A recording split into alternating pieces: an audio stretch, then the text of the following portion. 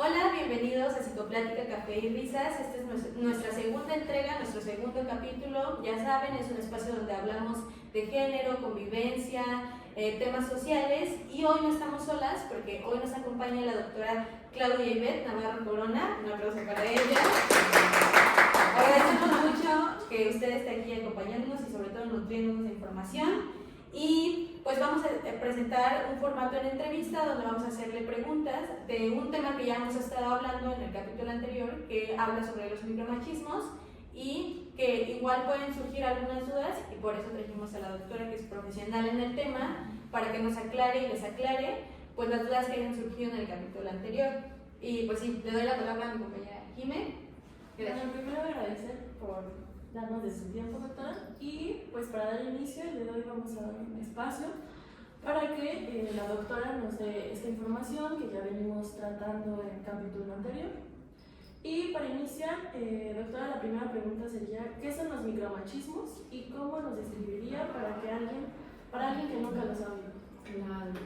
Bueno, yo me iría muchísimo a lo que han intentado construir teóricamente distintas personas y citaría en este momento, ¿no? Nada más como para hacer una suerte de justicia, ¿no? A la parte teórica, que quien empieza a conceptualizarlos es un maravilloso psicólogo que se llama Luis Bonino, y un poco la idea que él nos comparte es que los micromachismos empiezan a surgir como microexpresiones en las cuales quienes ejercen estas formas de machismo intentan regresar, sobre todo las mujeres, a los espacios que tradicionalmente se nos han sido asignados, ¿no? Y le coloca esta idea de lo micro, porque nos dice sobre todo ocurre en el ámbito de lo privado, en el ámbito de la pareja, en el ámbito de la convivencia cotidiana, y no en esta idea de micro porque son chiquitos, sino más bien micro porque están ocurriendo en el espacio comúnmente considerado como privado, ¿no? Y algo aquí muy importante es que provienen de los machismos, ¿no? De estas quizá formas o expresiones muy grandes que vemos de manera muy cotidiana, pero la idea de pensar que son micros es que son muy sutiles, ¿no? Nos cuesta mucho trabajo verlos y nos encontramos de manera tan cotidiana que de repente no nos damos cuenta que hay una aparición de un acto de machismo, ¿no? Claro. Cuando empezamos a trabajar en este tema, porque para estar antes con usted tratamos de investigar, de indagar, porque somos psicólogas en formación, entonces pues no podemos llegar y nada más platicar. Enfatizó mucho una palabra micro, que cuando nosotros elegimos micromachismos justamente creímos que eran pequeños y ahora entendemos que no, y menciona justo esta invisibilidad que es muy complicado de notar. Justamente la segunda pregunta es ¿cómo podemos darnos cuenta de que estamos frente a un micromachismo justo por algo tan normalizado o por lo tan comunes que pueden llegar a ser? ¿Cómo podemos darnos cuenta de que estamos frente a ellos? Creo que una clave así inmediata es cuando yo veo una expresión por parte de alguien y en esta expresión, en esta conducta, la persona me está intentando regresar al esquema que se supone que yo debería de estar actuando por el hecho de vivir en un lugar, ¿no? Y son cosas pero tan sutiles que cuando ocurren generalmente hay un malestar, que no significa que todos los malestares que nos causan la cotidianidad sean micromachismos, ¿no? ¿Verdad? Pero cuando aparece este malestar, ¿no? Como estar en un lugar y que de repente me estoy sintiendo mal por lo que alguien dijo, pero me doy cuenta de que eso que alguien dijo me está intentando colocar en el lugar, en el mandato que se supone que yo debería estar cubriendo por el hecho de vivirme, identificarme como mujer, ¿no? Creo que hay una enorme clave. Veíamos que también era violencia, al final de cuentas era violencia, y porque al final es como seguirle dando herramientas, bueno, al no notarlos o al justamente normalizarlos tanto, es darle herramientas a que la mujer siga, se crea que sigue estando por debajo del hombre. Claro, ¿no? Viene a colocar, ¿no? Como esta idea de tú no puedes hacer ciertas cosas, tú no puedes pensar de cierta forma, tú solamente puedes actuar de determinada manera, ¿no? Claro. Y creo que es bien importante, ahorita que lo colocas como una forma de violencia, porque seguramente se acordarán, ¿no? A veces en las formas de violencia pensamos que son cosas tan extremas y cuando vemos los micromachismos vemos que no necesariamente es algo tan extremo, sin embargo sí está teniendo una implicación en la vida de quien vive ese micromachismo, ¿no? Y hay un significado. Sí, bueno, yo quería tomar 2 puntos. Primero, justo que el micromachismo pues, hace parte de un gran, digamos, un sistema de violencia, ¿no? Contra nosotras, nuestro género femenino, y cómo nos expresamos y cómo nos vivimos, ¿no? Entonces sí, pues justo, ¿no? Esto hace parte de ese gran sistema de violencia simbólica, cultural, arraigada a la sociedad, ¿no? Yo soy de Colombia, entonces sí puedo decir que lo que he vivido acá ha sido un choque cultural significativo con respecto a lo que vivo en Colombia. No digo que en Colombia no se experimente el machismo, micromachismo, violencia de género, pero aquí está mucho más interiorizado y mucho más naturalizado y me cuesta mucho, pues no soy de las que se quedan calladas cuando ve ese tipo de cosas, entonces es como, ay, tú sí, no te quedas callada, tú sí eres problemática, y yo, no, pues así como me están queriendo hacer que yo ocupe menos espacio, por ejemplo, que me hagan más chiquita en el bus, ¿sí? Que no me sienta segura por usar shorts cuando en mi tierra todo el tiempo usamos shorts, pero aquí no, definitivamente no. Entonces digo, no, esto sí hace parte de un gran problema social muy, no quiero decir invisibilizado, pero tal vez sí muy, es que cómo decirlo, como oculto no oculto, a final de cuentas, pero bueno, ese es un apunte bien interesante. Y lo otro, la importancia que tú sí pones el relieve sobre el sentir, es decir, si a mí algo me genera malestar o ese como esa bullita en la mente cuando dicen algo, es porque ahí está pasando algo, ¿sí? El hecho de que al menos, o sea, que no podamos racionalizarlo y conceptualizarlo como, uy, esto es un micromachismo, pero ya por sí a nosotros nos está generando esa cuestión de ¿por qué debería ser así? ¿Sí? O sea, ¿por qué debería ser que yo por ser mujer tengo que cocinar excelente y tú por ser hombre tener la misma edad que yo, entonces no sabes cocinar, entonces yo tengo que cocinarte? Eso no.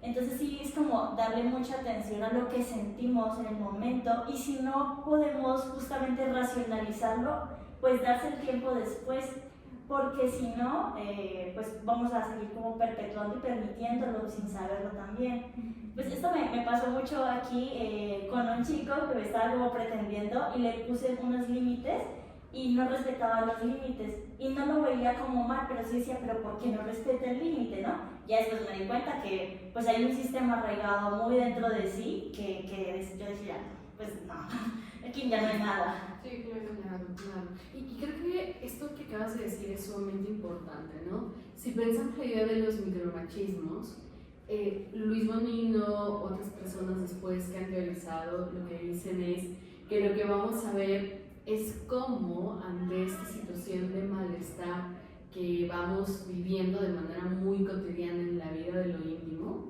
en lo privado, inevitablemente va generando una situación de malestar emocional. Y lo que va haciendo es que poco a poco, si a lo mejor teníamos un lugar donde tomáramos la voz, un lugar donde nos moviéramos de manera libre, vamos introduciendo otras prácticas, pero se derivan, ¿no? de esta situación tan estructural, ¿no? Que además, pues como es bien difícil nombrarlo y bien difícil además señalarlo entre las personas, pues es difícil que lo vea la gente, ¿no? Creo que es muchísimo más común que veamos las expresiones de violencia más, que han tenido una mayor escalada de violencia, ¿no? Tenemos un montón de películas, tenemos un montón de series, pero cuando pensamos estos micromachismos, es más, ¿no? Si pensamos las películas, muy rara vez identifican eso como violencia, ¿no? Sí. Claro. incluso a veces hasta se romantizan, ¿no? Un comentario, es un chiste, te está halagando, bueno, cosas de queja. Me dijo que estaba fea, pero que sí le gustaba, o que estoy muy flaca, pero le gustan así, o sea, no. De hecho, en clase el martes estábamos presentando un avance de nuestro trabajo, etc. Y pusimos ciertos ejemplos. Y el primer ejemplo que pusimos era: estás loquita, pero así te quiero. Una compañera nos hizo la observación de: a veces loco o loca al final entra para hombre y mujer, ¿no? Pero muchas veces escuchamos que nos dicen: estás neuras. Para la mujer, porque yo no he escuchado nunca que a un hombre le digan estás neuras. Y tocar una palabra neura es como, a ver, y justo decimos: igual me dijo que me quiere, estoy loca, neuras o como me llame, pero igual me quiere, y es justo esto que menciona de lo romantizo, y es complicado notarlo. No hubiera imaginado el micromachismo sin, ahora que ya estamos adentrándonos más en esto, pues lo noto. Pero estoy segura que si me pongo a pensar en mi propia experiencia, puedo encontrar muchísimos. Y te tengo dos ejemplos maravillosos, ¿no? Cuando alguien llega y nos dice: es que tú eres tan diferente a las otras. Claro, ¿no? En la romantización es: sí, claro, yo soy diferente, no soy como las demás. Como se Lo los que te demás. está diciendo, exacto, ¿no? O de repente cuando llegan y nos dicen: no, todas las demás están locas menos tú.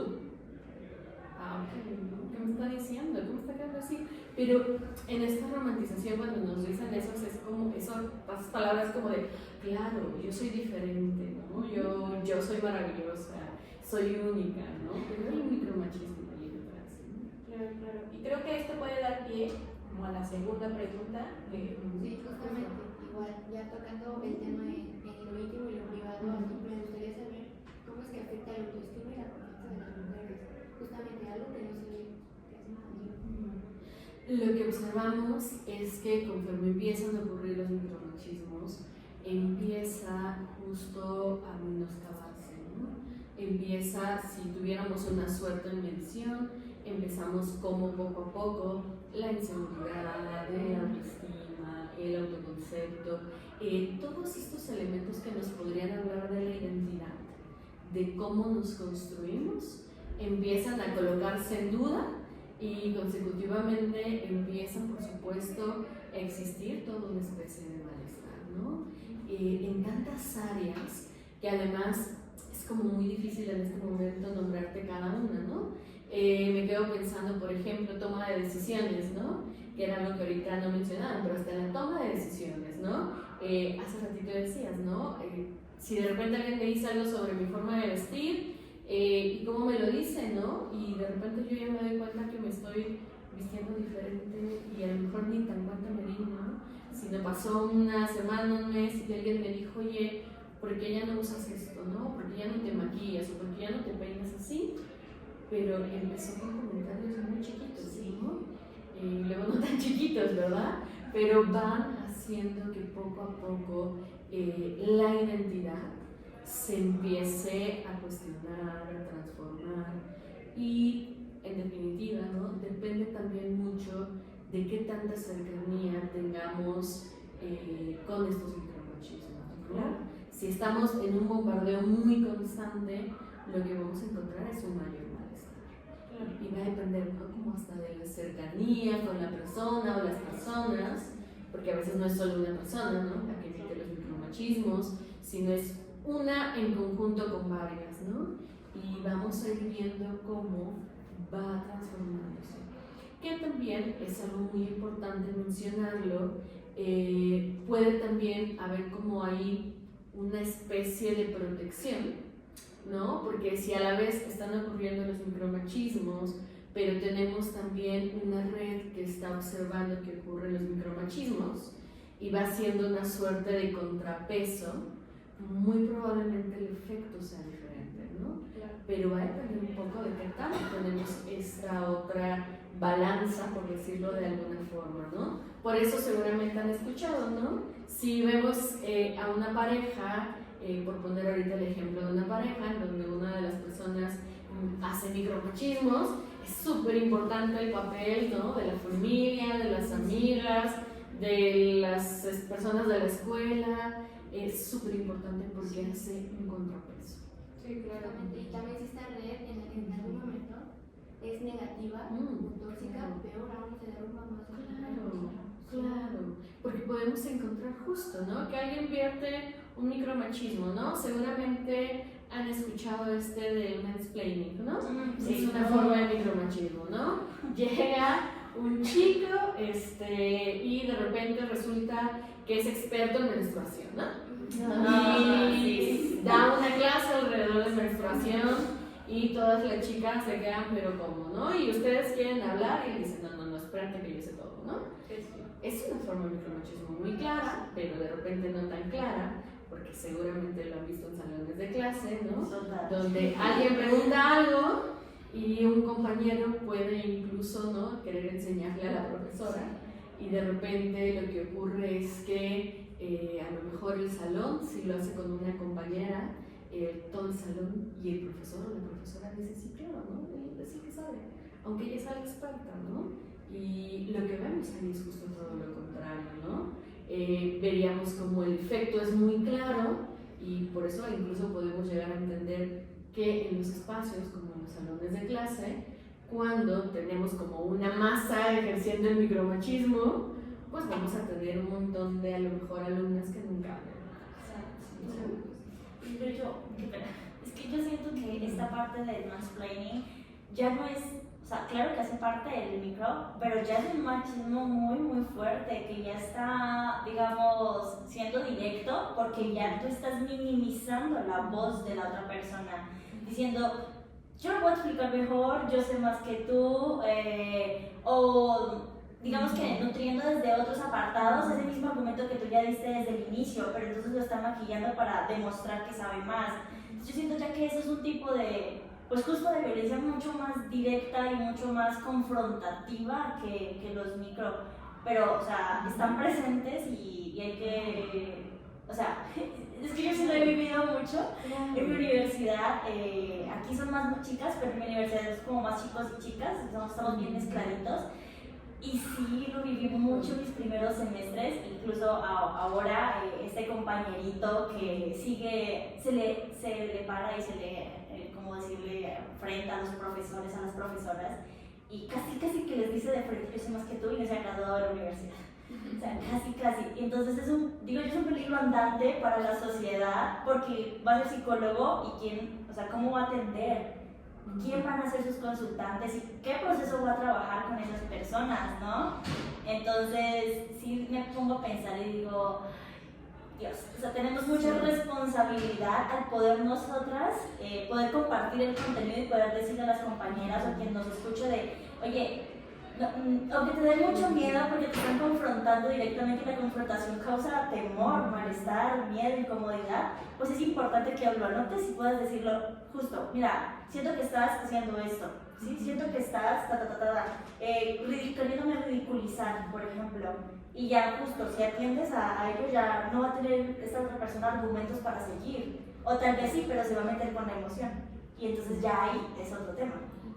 Finalmente, y fue un poco la introducción a la pregunta que hice de cómo podemos reconocerlos, y es justo esto complicado que después esperamos, bueno, ahorita lo vamos a tocar, y es ¿qué hacer? O sea, porque ya lo noté, ya lo identifiqué, y ahora ¿qué hago? Bueno, ahorita lo vamos a platicar un poco más, pero pues sí, ese era un tema muy importante para nosotros, una pregunta, porque somos psicólogas en formación, entonces pues muy importante para nosotras saber las repercusiones emocionales y psicológicas. Y pues la siguiente pregunta es, ¿cómo cree que las redes sociales han cambiado la forma en la que hablamos y pensamos sobre los micromachismos en la actualidad? Pregunta de oro. Porque hay una diferencia generacional, ¿sí? Y es muy obvio. Y bueno, yo no crecí con redes sociales. Yo cuando estaba terminando la universidad empezó el Facebook, ¿no? Y así. Entonces es como muy interesante para mí darme cuenta que las redes sociales se convierten en una suerte de aparato que te da un montón de información, ¿no? O sea, a mí me impacta como a mí me enseñaron a irte a la biblioteca y buscar dónde encontrar el libro y llegar al libro y así, ¿no? Y luego ya cuando empezaron a funcionar un poco más el acceso al internet, pues buscarlo y leer un montón de cosas, pero ahora nada más basta con meterme a algo y encontrar un video de 2 minutos que te explica un concepto. Y esto es muy interesante porque te da un montón de información, pero también te puedes informar. Y esto es como muy complejo porque por un lado hay un bombardeo así, ¿no?, de información. Todo el tiempo estás obteniendo información, duermes, sueñas, te despiertas y estás desayunando y estás teniendo información. Y estás teniendo información sobre qué es machismo, sobre qué es el micromachismo, sobre qué es feminismo. Todo el tiempo estás teniendo información. Y tiene un lado como muy rico, que es escuchar como muchas posturas, ¿no? Y además entender demasiadas cosas muy rápido. Y que eso es algo como muy interesante, ¿no? Yo me acuerdo muchísimo que en otros tiempos, ahora sí me estoy hablando de otros tiempos, pues te tardabas en leer un montón, ¿no? Sí. Y de repente, pues para entender una cosa y saltarte a la otra, pues te había pasado un año. Y ahorita basta meterte un día y buscar diferentes cosas sobre el mismo tema y tienes más o menos una cosa. Luego tenemos la inteligencia artificial, ¿no? Claro. Sí. Ahorita le preguntamos lo que me están preguntando y les hace un discurso bellísimo, ¿no? Pero es que también aquí viene algo muy complicado, que es que ya toda la información no la da filtrada. Micromachismos nos dan un concepto de 2 segundos. Y ustedes seguramente se dieron cuenta, ¿no? Cuando se pusieron a buscar los textos, cuando leyeron, es más, podrían dedicarse todo un año a entender qué son los micromachismos. Pero si lo metieran a la inteligencia artificial, si lo metieran a los TikToks, te da la sensación de pensar que en una hora ya sabes todo. Y puedes también encontrarte cosas que no son ciertas. Puedes encontrarte un montón de apreciaciones subjetivas, un montón, y ojo, no es que sea malo lo subjetivo, sino que a veces puede existir una sobreinterpretación o una incluso como, ¿cómo decirlo? Como una especie de readaptación de un montón de cosas, como darle la vuelta de una manera que terminas diciendo y entendiendo las cosas de una manera que dijiste, pero ¿y cómo llegaste ahí, no? Y algo creo que muchos podríamos como conectarlo también con lo que decíamos hace ratito del mansplaining, porque creo que justo, por un lado, en las redes sociales tenemos la información, además a mí me encanta el ejemplo porque ni siquiera tengo que explicarlo, porque en las redes sociales se los enseñan. Sin embargo, también ya hay otros videos que nos están diciendo que hasta tiene que ver con algo del cerebro, que tiene que ver con algo de la evolución, que tiene que ver con no sé qué cosas, y se les olvida algo, que hay una lógica de poder, y que hay una lógica en donde una persona está siendo oprimida, ¿no? Y que una cosa muy diferente es la agresión y otra cosa muy diferente es la violencia, ¿no? Pero esos 2 segundos, porque te están intentando al final vender algo, te están intentando al final venderte incluso una imagen de una persona, venderte que esa persona monetice muchísimo, te lo está dando el concepto de una manera perfectamente digerible, masticable, por ahí yo digo a veces, ¿no? Hasta como sin color, como un color rosita que para todo el mundo es agradable, ¿no? Porque nunca es un agradable un color rosa mexicano, ¿no?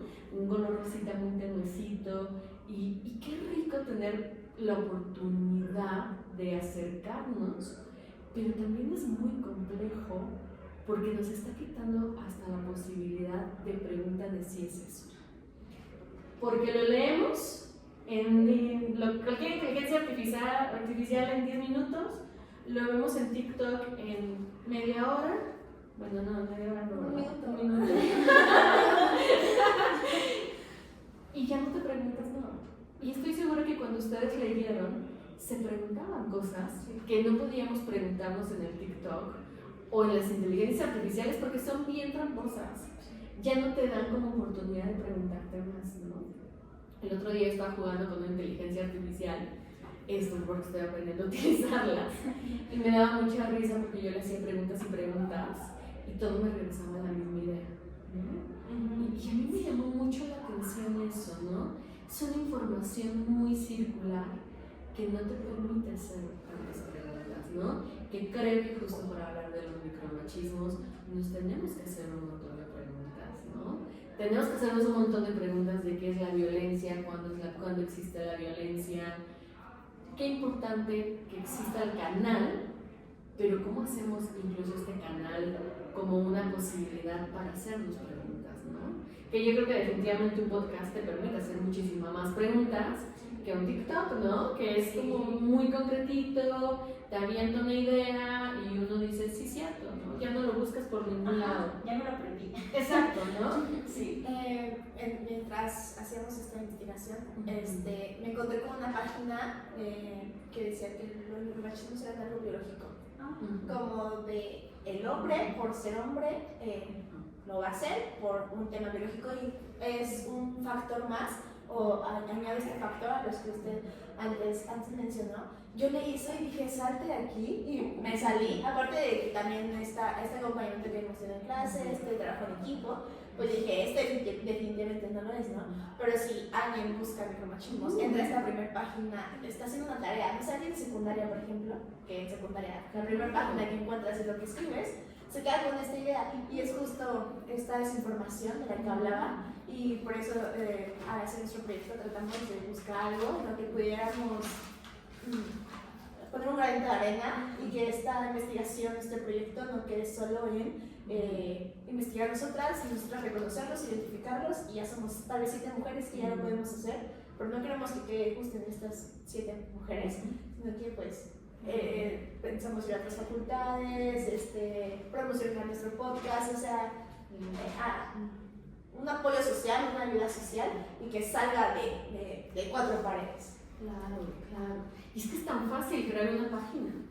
Ay, sí. Lo hacemos No todo. regulan, no regulan el internet. Es terrible. Es como un desierto y pueden hacer lo que quieran en él. Entonces es muy peligroso.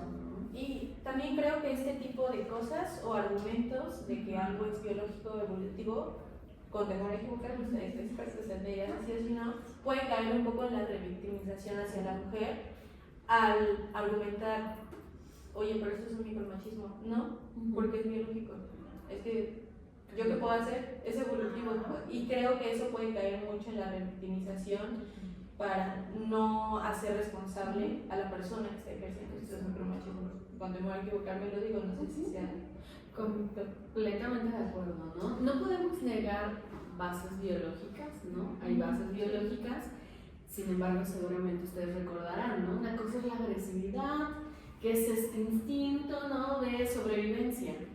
Pero los micromachismos no son un instinto de sobrevivencia, son un ejercicio de poder, ¿no? Y entonces ahí se desmonta una premisa que están intentando colocar, pero que claro, ¿no? Si uno va y lo lee, si uno se acerca a ciertos espacios, llega y dice, claro, ¿no? Esto es muy real, ¿no?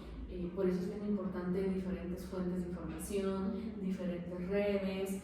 Yo creo que definitivamente ustedes ya cuando sean licenciadas en psicología, ¿no? O sea, creo que algo muy importante va a ser de qué manera, ¿no? Vamos generando más diálogos, porque ustedes ya se dieron cuenta antes de entrar aquí. Te metes a TikTok y encuentras un montón de psicólogos, psicólogas, psicólogues, y seguramente ahora que ya están acá, se están dando cuenta que algunas cosas de las que pasan en TikTok no son éticas, ¿no? Sí. Y entonces, como que dicen, ya puedo hacer mi filtrado, ya sé quién dejo de seguir, pero hay gente que siguen siguiendo que ya ustedes se dieron cuenta que no hacen cosas éticas y dicen chin, ¿no? Y creo que quizá hay que ocupar los espacios. Y bueno, a mí no me sale el TikTok, pero seguramente ustedes sí. Ojalá lo hagan. Y yo creo que vale la pena, ¿no? Como ocupar esos espacios, definitivamente. Claro. Yo quiero hacer tres apuntes que tengo aquí anotado. El primero era justamente que si les podías comentar a nuestros internautas, ¿cómo se dice? Audiencia. Sí, también yo soy más grandecita que las compañeras, entonces ya también a veces me da un poco difícil, duro. Pero justo como hacer la claridad de cuál es la diferencia entre la agresividad, la agresión y la violencia, porque creo que esto es algo sustancial para que uno diga, estás siendo violento conmigo y no hay razón para justificar tu violencia hacia mí. Entonces, si les puedes comunicar. Claro, pensamos que la agresión sí es algo completamente que está, ¿no?, en nuestro organismo, en la parte instintiva, que tiene que ver con yo voy a hacer un acto que podría ser interpretado como agresión, en el cual yo lo único que estoy haciendo es intentar sobrevivir. Y lo podemos ver en un montón de especies, ¿no? Que de repente hacen actos que podríamos ver donde lastiman y lo que están intentando es sobrevivir, ¿no? Y si lo pensamos en la especie humana, y un ejemplo que a mí me funciona muchísimo, ¿no? Supongamos que yo me voy a caer, ¿no? Y ¿qué hacemos cuando nos vamos a caer? Generalmente metemos las manos. Pero supongamos que vamos en el metro, ¿no? Y me voy a caer. Y lo que uno hace es poner las manos. Y muy probablemente empuje a alguien. Estoy lastimando a alguien. Muy probablemente lo que pueda hacer es que alguien más se caiga. Pero no es un acto de violencia porque yo estaba intentando sobrevivir. ¿No? Empujé a alguien porque lo único que estaba haciendo era intentar disminuir el impacto cuando me iba a caer. Claro, eso no me exime de haber lastimado a alguien, ¿no? Porque en el caso de la especie humana, pues tenemos una capacidad todavía distinta a otras especies. Bueno, en teoría, ¿no? Eso nos dicen científicamente, que es tener una capacidad todavía de decir, a ver, ¿qué estoy haciendo, no? Exacto, estoy razonando, estoy teniendo un paso todavía breve de decir, puedo hacer algo diferente en lugar de empujar, ¿no? Pero aún así, tal vez me gana el instinto y empujo a la persona y la lastimo. Hay que hacerse responsable de eso. Pero la violencia es algo diferente, que es yo estoy haciendo un acto porque en ese acto lo que yo estoy logrando es lograr algo y está teniendo además una intención, y que la intención es necesariamente que sea algo consciente. Hay una intención y estoy provocando un daño en otra persona. Lo vemos muy claro cuando pensamos, por ejemplo, en la violencia física, ¿no? Yo hago un acto como, por ejemplo, darle un empujón a alguien de manera intencional, ¿no? Y le estoy empujando y le estoy lastimando, ¿no? Y está muy clarito el ejemplo. Pero cuando pensamos la ley del hielo, ¿cuál es la intención, no? La intención es decirle a la otra persona que se equivocó. Decirle a la otra persona que algo no hizo bien. Decirle a la otra persona que tiene que cambiarse y ser diferente conmigo. Hay una intención, que puede ser consciente o no, y en el sentido de que puede estar muy consciente de sí, lo estoy haciendo y voy a hacer la ley del hielo para que la otra persona sepa lo que estoy haciendo, ¿no? Pero también no puede ser tan consciente porque a lo mejor en mi familia tanta gente lo ha hecho que lo estoy actuando, pero el que yo incluso lo haya aprendido tampoco me exime de que estoy lastimando a la persona. Porque además lo aprendí y aprendí que es eso lo que tengo que hacer, ¿no? Y lo estoy haciendo y estoy provocando en la otra persona un daño, ¿no? Porque ustedes seguramente que nos vean, ¿no? Sabrá perfectamente que cuando nos aplican la ley del hielo, uno se hace 20.000 ideas, ¿no? Uno empieza a decir, ¿no? ¿Qué hice mal? ¿Qué fue lo que me ocurrió, ¿no? ¿Qué necesito ser diferente para que esta persona sea diferente conmigo, ¿no? Y más si no entiendo qué fue lo que pasó, ¿no? Exacto. Es un tema de manipulación bien tremendo. Sí. Totalmente, ¿no? Y ahí está la diferencia como muy clara, ¿no? En la agresión, pues chin, empujé a alguien porque me iba a caer, me iba a pasar algo. Pero en el otro es claro, la otra persona hizo algo malo. Yo le estoy castigando y esta persona está haciendo algo diferente para mí. Exacto, busca una respuesta diferente que te beneficie, ¿no? Básicamente. Hay poder. Ajá. Sí, justo creo que esto, llevándolo a un tema como de relación, los micromachismos entiendo que se han normalizado también por este tipo de relación romántica. Y retomando justo el ejemplo que dio Majo sobre esta bonita pero así te quiero, es una agresión escondida detrás de algo cariñoso para que no la notes y la vayas normalizando. Y algo que me llamó mucho la atención fue como esta pregunta que se hicieron de cómo darnos cuenta, y a veces puede existir mucha confusión en las mujeres porque al ser algo tan normalizado no lo toman en cuenta para saber por qué se están sintiendo de la manera en la que se están sintiendo. O sea, yo estoy perdiendo mi manera de vestir, no sé por qué, estoy confundida porque no sé por qué he cambiado mi manera de vestir, pero maybe puede estar atrás estos micromachismos que lo han ligado, pero como está tan normalizado no los volteo a ver. Y sí, justo este espacio es para dar visibilidad a estas cosas, para que la gente se dé cuenta, pueda entenderlos. Y algo que tocamos en el capítulo pasado fue que a veces, porque es tan normalizado, podemos nosotras mismas ejercer micromachismos. Entonces, creo que es muy importante que los entendamos, no solo para ya no permitirlos hacia nosotras, sino para dejar de repetirlos hacia otras personas y seguir promoviendo como este hilo de violencia, que seguramente no es intencional, pero es tan normalizado que implícitamente lo seguimos. Exacto, reproduciendo. Bueno, otro de los apuntitos que tenía aquí, solamente como pues para comunicarlo, ¿no? Un poco acerca de esta parte biológica que justifica, lo usan como una forma de legitimar básicamente, es una declaración de Sevilla con respecto al tema de las violencias. Ahí justo como que detallan muy a profundidad que el tema de ser violento no es una razón biológica, ni evolutiva, ni de teológica, por decirlo de alguna manera, que los hombres son más poderosos y fuertes, entonces ellos sí pueden ejercer, no, nada de eso, ahí como que desmienten toda esa realidad. Entonces sí pueden pues buscarla, leerla, y después ya con ello van a tener un poquito más de argumentos para ir en sus casas, en sus situaciones, ir luchando con ello, porque yo digo, es una lucha constante, ¿no?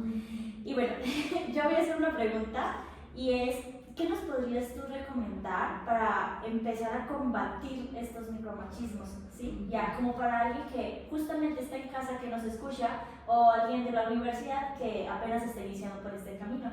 Claro. Creo que lo primeritito que yo pensaría es empezarse a acercar primero a qué es un machismo, ¿no? ¿Qué es el machismo? ¿Cómo lo pensamos? ¿Cuáles son como las expresiones más claras? Y que para esto creo que sí es bien necesario acercarnos a cualquier grupo, cualquier conferencia, cualquier espacio en donde podamos escuchar los temas de género, ¿no? Que casi siempre ahí alguien mencionará la palabra machismo y explicará qué significa, para entonces después poder entender qué son los micromachismos, ¿no? Creo que lo primero es justo informarnos para lograr como este efecto de quitarle la normalización, ¿no? Porque creo que justo, lo mencionabas, el amor romántico lo ha colocado y nos lo ha vendido de una manera tan preciosa, pero además creo que justo los micromachismos van como evolucionando, ¿no? Son como una cosa tan compleja que van, pero tan evolucionando igual que va evolucionando el amor romántico. O sea, el amor romántico, cuando ahorita lo pensamos, no es el mismo de nuestros abuelitos o abuelitas. Este es un nuevo amor romántico, que tiene unas nuevas formas de micromachismo y que a la hora de pensar, ¿no? ¿Qué es esto del género? ¿Qué es esto del machismo? ¿Qué son estos de los micromachismos? ¿Qué es el amor romántico? A la hora siquiera ya de pensarlo, estamos haciendo un proceso de empezar a quitarle la idea de esto es lo normal. Ya cuando nos preguntamos eso, yo siempre pienso que estamos ya como del otro lado. no porque ya en automático lo dejemos de actuar, sino porque ya comenzamos a mirar. Y ya comenzamos además a entender por qué cuando nos sentíamos incómodas, nos sentíamos mal, no era eso lo normal, ¿no? No era lo normal estar todo el tiempo incómodas con nuestro grupo de amigas o amigos. No era lo normal. Y que a lo mejor ya cuando identifico que no es lo normal, puedo irme como buscando otros espacios, ¿no? Y bueno, si es caso de pareja, pues buscar otra pareja, ¿no? Intentar con otra y otra y otra. Hasta que vayamos como identificando, ¿no? Vayamos identificando qué es lo que pasa, cómo es que además a mí me gusta que me traten. De hecho, empieza como una conversación muy íntima con una misma, con uno mismo, uno mismo, que es, ¿qué es lo que realmente quiero yo, no? Porque cuando pensamos este esquema, ¿no? De tú eres así porque eres mujer, tú eres así porque eres hombre, nos venden un esquema que es como muy claro, ¿no? Nos venden incluso una línea de vida, ¿no? Se acordarán que además nos la enseñaron desde bien chiquitas, ¿no? Naces, creces, te reproduces, te enamoras, te reproduces, luego ya envejeces y te mueres, ¿no? Y cabe la posibilidad de que, claro, puedes tener ese guión de vida, pero en medio con un montón de situaciones u otros guiones de vida, ¿no? Y vas como incluso teniendo la oportunidad de moverte. Creo que empieza por la información y empieza mucho también por procesos ya muy vivenciales, que para eso sí es indispensable acercarnos a muchos espacios donde nos puedan ofrecer talleres, cursos, claro, la psicoterapia con perspectiva de género, no se vayan a psicoterapia sin perspectiva de género si quieren trabajar estos temas. Si los quieren trabajar, buscamos una con perspectiva de género, ¿no? Para que tengan una visión desde este lugar. Claro, por supuesto, también necesitamos rodearnos de otras personas que nos acompañen en el proceso. Si no se vuelve muy solitario, desesperanzador, afortunadamente ya hay más personas, ¿no? Que piensan desde otros lugares. Y creo que además no es un proceso que acabe en un momento determinado. Me quedo pensando en mis amigas de 50, 60 años, pues como nos pensamos en un lugar, en un mundo que tiene esquemas como muy cuadrados, lo que alcanzamos a ver es que en realidad toda la vida, ya cuando entras en este proceso de ver, toda la vida te sigues cuestionando un montón de cosas. Wow. Sí, tremendo. Yo creo que es esta parte de que es importante recalcar que nunca es tarde para aprender. Porque, por ejemplo, yo tengo unas amigas que estábamos hablando de estos temas y ellas me decían como, es que me siento bien tonta por tener 20 años y no saber. Y es como, no, o sea, no es eso porque tú lo viviste, o sea, es normalizado desde que, por ejemplo, tu papá que te dice, no salgas con esta falda, y en un futuro tienes un novio que te dice lo mismo, pues vas a decir, pues es normal, ¿no? Y esta parte de que yo, por ejemplo, yo en mi casa lo hablo mucho y hasta con mi abuelita, es como tú tienes 70 años, pero aún así nunca es tarde para que pongas tus límites cuando algo te incomoda, cuando algo te molesta o simplemente, pues sí, te causa un disgusto, ¿no? Es esta parte. Claro, nunca es tarde y tampoco nunca es tarde para alcanzar a mirar que seguramente todas las mujeres, y me atrevo a decir que algunos hombres ya de 60, 70 años han hecho algo diferente a los mandatos estipulados. Me quedo pensando, ¿no? ¿Cuántas mujeres de 60, 70 años fueron las primeras en sus familias en divorciarse? Y ya rompieron un mandato, rompieron un montón de creencias, vaya, rompieron una estructura. Claro, una ¿No? posición. Sí, ¿no? ¿Y cuántos abuelitos no a lo mejor se atrevieron a abrazar a sus hijos? Que en el mandato social era nunca abraces a tu hijo, hombre, ¿no?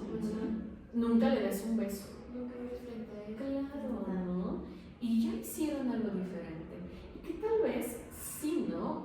Como decir, nunca es tarde, pero también quizás si cambiamos un poquito la jugada y es reconozcamos lo que ya hacemos diferente, lo que ya hemos construido, hasta nos hace como vernos diferente, ¿no? De, Sí. no, pues sí, ¿no? Ya he avanzado un montón. Claro, tenemos un enorme tema, porque las redes sociales, pues de repente nos ponen casi como una suerte de llegar a ser, ¿no?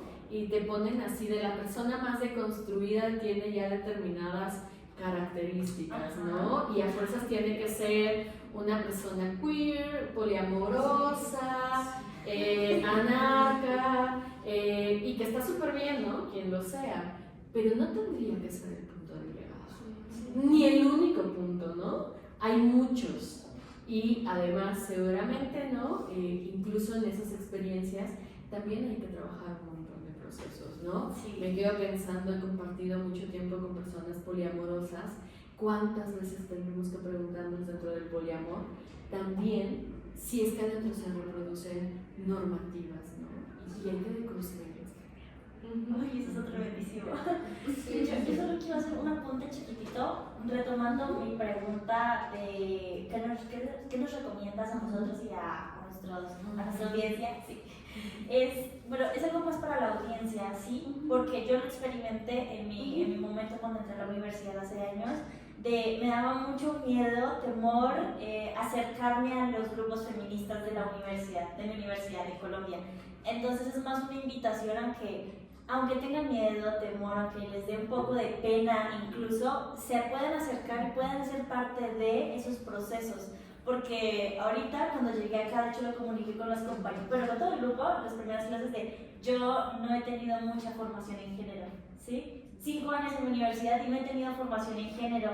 Y me dio es como confrontativo porque tengo mucha formación en otras cosas y cultura de paz y demás, pero esos temas me daban mucho miedo, literal, sí era miedo.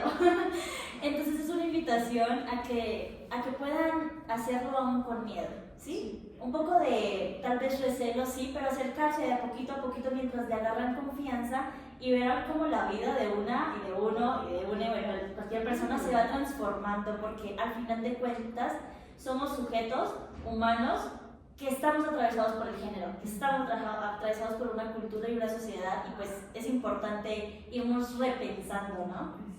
Y pues ya, era como eso. Y también justamente este tema del miedo, pienso que es lo que la sociedad te quiere meter, ¿no? De miedo, porque pienso que la sociedad nos quiere divididos. Sí, ¿no? Y hay tantas formas de hacer feminismo. Sí. Que a lo mejor sí, de repente le decimos como de, ay, acá me da un poquito de miedo porque no sé. Sí. Puede haber otro grupo de feministas que no nos dé tanto miedo, nos metemos, y luego otro, y así nos la vamos pasando, ¿no? En distintos lugares. Quiero agregar algo, creo que también miedo y también como el estigma que tienen sobre estos grupos, no sé, el famoso término de feminazi, ¿no? De ahí, todo ese grupito de seguro son lesbianas, de seguro, o sea, siempre ese estigma que creo que también es un micromachismo, no sé, O un machismo, ¿no? Ya como tal. sí, es muy grande que nos meten a nosotras mismas de no, esos grupos están muy locos y mejor no te metes ahí porque o vas a tener problemas con los maestros o vas a tener... Sí. Totalmente, eso también. Bueno, yo ya antes de hacer mi pregunta, yo quería comentar que, por ejemplo, en mi familia estuvo muy normalizada por mucho tiempo todos estos comentarios y yo siempre lo vi normal, o sea, yo pensaba, es que es normal, ¿no? Que me digan eso. Por ejemplo, de mi abuelo era tienes que saber cocinar, tú me vas a atender. Se sentaba y nosotros teníamos que atender, ¿no? Y ahorita como que estoy avanzando en mi formación, me doy cuenta de que no es normal. Ahorita estoy comenzando a aprender y creo que es muy bonito porque, por ejemplo, yo puedo comentarle a mis tías, a mi mamá, y poco a poco han ido razonando y ellos también como que se han comenzado a cuestionar y me emociona bastante porque esos comentarios que ellas solían hacer, ellas incluso me han dicho, no, sabes que esto no está bien, ¿verdad? No, ya no lo voy a decir. Y he notado un cambio bastante grande que me conmueve, la verdad. O sea, realmente me conmueve bastante. Y bueno, ya para comenzar a dar el cierre, queríamos preguntarle, ¿cuál cree que sea la importancia de que se hable de estos temas en este tipo de espacios? ¿Y qué tipo de mensaje le gustaría dejar a las personas que nos van a escuchar? Creo que es sumamente importante el hablar, y más ahora que de repente cuando vemos TikTok y nos explican algunas cosas, ya tenemos como una certeza de qué es, ¿no? Pero creo que justo el poder abrir un diálogo, que es lo que estamos haciendo aquí, nos hace mirar de una manera diferente lo que vivimos de manera cotidiana. Creo que además tenemos que quitarnos como un velo, donde de repente pensamos que a lo mejor ya estamos en otro lugar del mundo, y lo que estamos viendo es que sigue existiendo el machismo, siguen existiendo los micromachismos, y que todavía tenemos un montón de cosas que hacer, ¿no? Y inevitablemente pienso, ¿no?, que ustedes que se están formando en psicología, es sumamente indispensable nombrarlo, porque lo que vemos de manera muy cotidiana en las distintas formas de hacer psicología es que está presente el machismo y los micromachismos.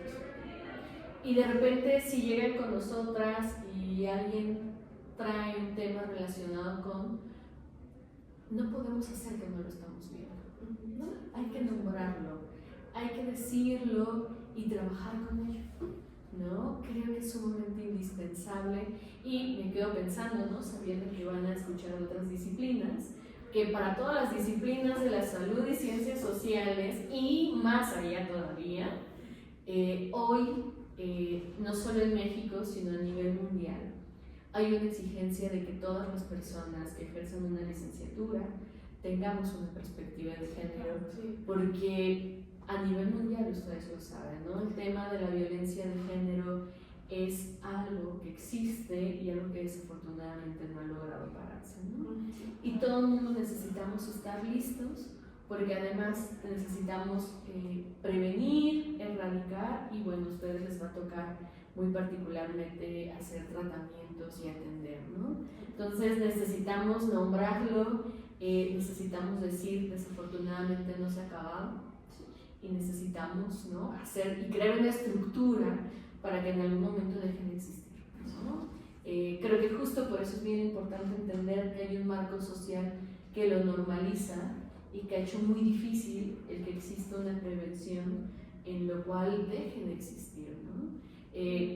Creo que ustedes tienen un enorme trabajo, enorme, ¿no? Porque además son de las primeras generaciones que ya van a salir con 2 materias de género, y no es por asustarles ni a quienes nos estén viendo de su generación, pero allá afuera se espera mucho de ustedes, ¿no?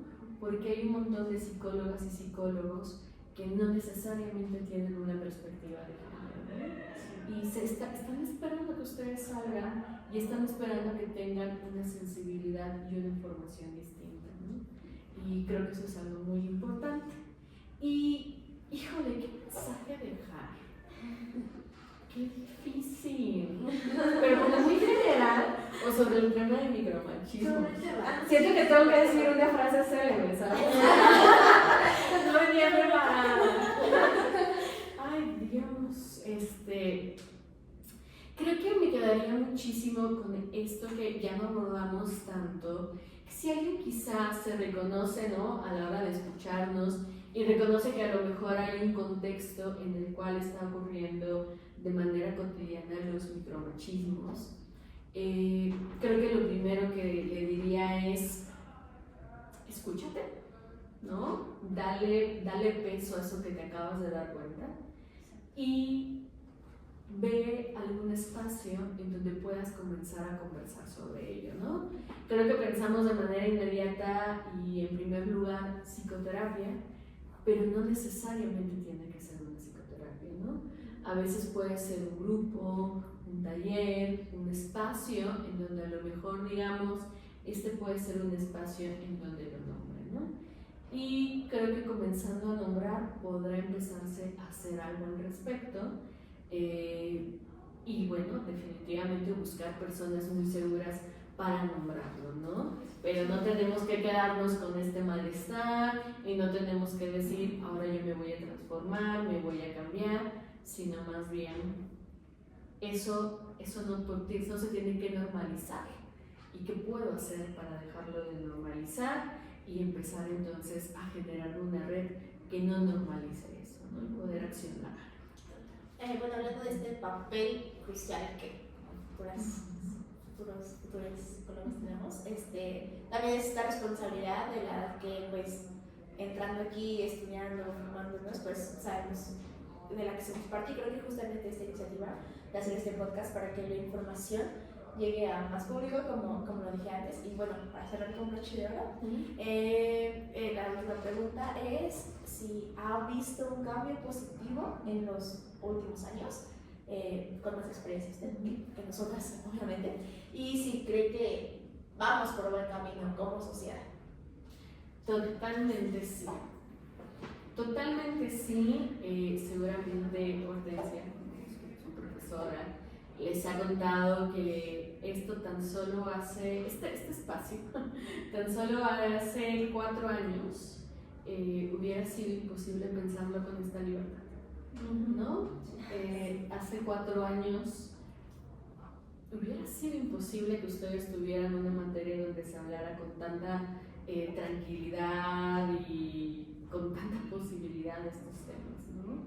Claro, no significa que no haya resistencia, sí las hay, pero se ha avanzado muchísimo en el sentido de que socialmente se ha entendido por una gran parte, no la mayoría, pero sí una gran parte, de por qué es importante hablar de estos temas.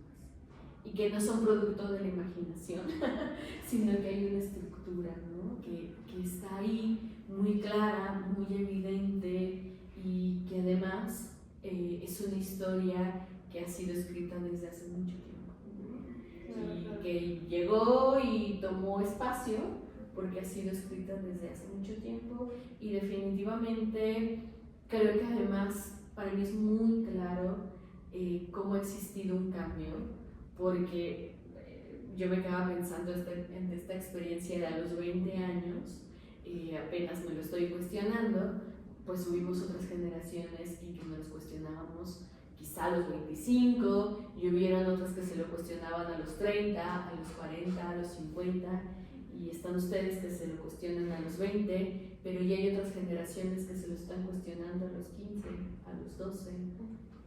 Hay infancias que incluso tienen ya otra forma de pensamiento, ¿no? Y eso creo que es muy evidente, ¿no? Sí, claro.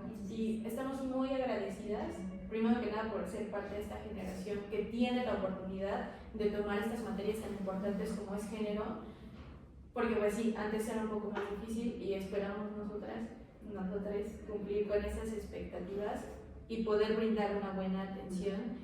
Y también agradecemos mucho, pues, a usted por haberse tomado el tiempo de venir a nutrirnos y a nutrir también a nuestra audiencia de conocimiento y de esto que es tan importante, porque es en nuestra vida diaria. Estamos muy, muy agradecidas con usted de habernos brindado tiempo y espacio para responder estas dudas, para platicar un poco con nosotras y sobre todo reírnos un ratito, ¿no? Que esto sea como más ligero, más lindo. Y pues sí, muchísimas gracias, doctora, por este tiempo, por este espacio.